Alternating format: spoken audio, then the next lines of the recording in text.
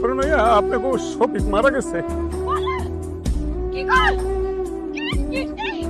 কি কইতেছেন আপনি? আপনার মাথা খারাপ হচ্ছে? সে কই?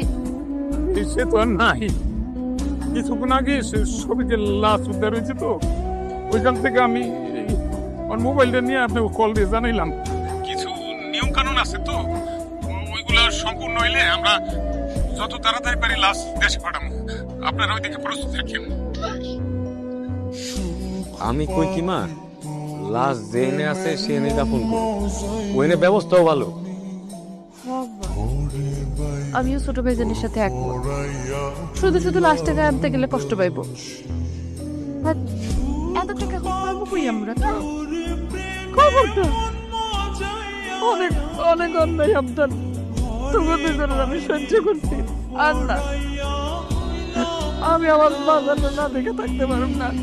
যত টাকা লাগে আমি আমার বাবার নিয়ে আসবো। এই যে আমার বাড়ির এখানে আমার শ্রমিক মানে সারা জীবনের মতন শুয়ে রাখবো।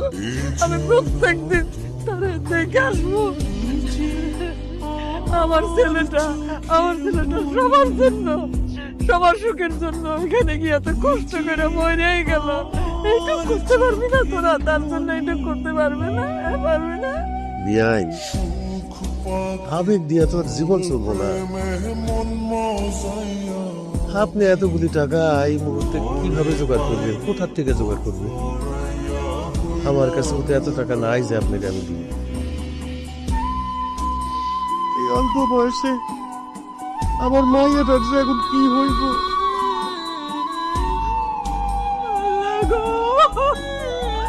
আমার সাথে কেন মনে হলো আল্লাহ? না, কারো কোনো কথা আমি শুনুন না। আমি ঠিকই ব্যবস্থা করবো। ওই যে বিলের জমি টুক আছে না, ওইটা বেচে দিব। ওইটা বেচা এই টাকা দিয়ে আমার ছেলেরা আমি দেশে আনবো। আম্মা, বিদেশ যাওয়ানোর সময় ভাইজান জমি বন্ধক রেখে গেছে, এখন বাকি যতটুকু আছে সেটা যদি তুমি বেঁচে দাও তাহলে আমার রেখার ভবিষ্যতে কি হইব? আমরা একটু বোঝার চেষ্টা করো। আমি কই কি, জমি বেচা তুমি তো ভাইজানের লাশ পাইবা, কিন্তু ভাইজানের তো জীবিত পাইবা না, তাহলে জমি বেচে লাভ কি? আমি ওই জমি বেচতে দিব না।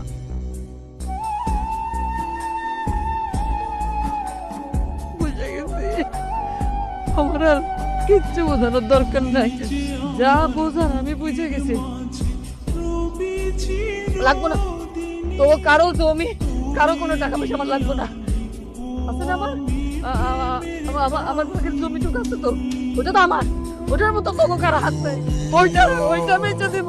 আমি টাকা দিলে তোকে করে নিয়ে দিতে পারবি।